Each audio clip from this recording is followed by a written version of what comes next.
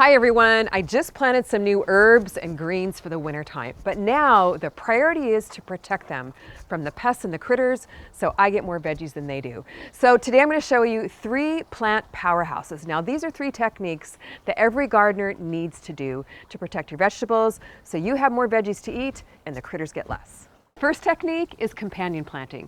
Now this is a strategic method of planting plants or flowers near your vulnerable vegetables that not only repel naturally the insects and predators, but also attract beneficial insects, which are natural predators to the pests.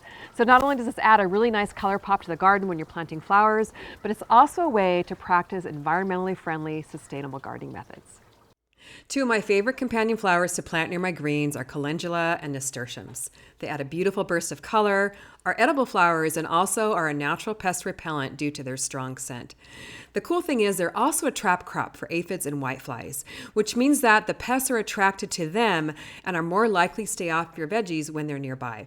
Calendula actually exude a sticky sap that pests find very appealing and more delicious than nearby crops. These 2 flowers grow fast in cooler temperatures, are easy to plant from seed. Both seeds are in my Bring on the Pollinators Cool Season Flower Collection, and the flowers also provide nectar and pollen that attract pollinators and beneficial insects such as ladybugs, hoverflies, and lacewings that are natural predators to the pests. Technique number 2 are physical barriers such as row covers to protect your vegetables from birds and insects. Here I've got some tulle, which is my row cover of choice over my greens.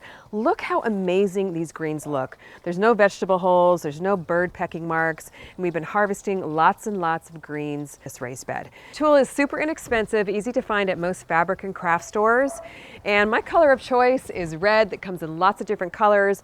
A little tip here that I got from Gary at the Rustic Garden to put some UV protection on your tulle so it lasts longer is simply to spray it with spray-on sunscreen.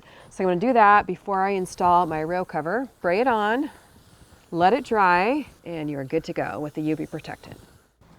You want to place your row cover over your seedlings or your seeds as soon as they are planted to protect them from critters, birds, and insects from the get-go. Cut a piece of tulle a little bit larger than your garden bed or container and then drape it over and secure it with bricks or clips around the edges so the pests and the critters can't get in.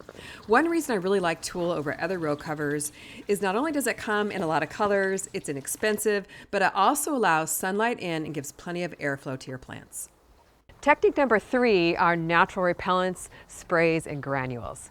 Squirrels, rabbits, and rats are always a problem in our garden, and a natural animal repellent that I've used for years is Bonide Repels All Granules.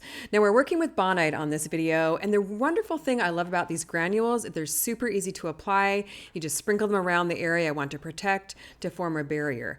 Now Repels All has natural ingredients of clove and garlic oil, so it won't hurt the critters, but when they smell it or touch it, it's a natural irritant that triggers the animal's natural instinct to avoid the area, and they leaving the vegetables for us to eat. All 3 of these techniques, companion planting, physical barriers such as row covers, and natural repellents, all work in harmony together.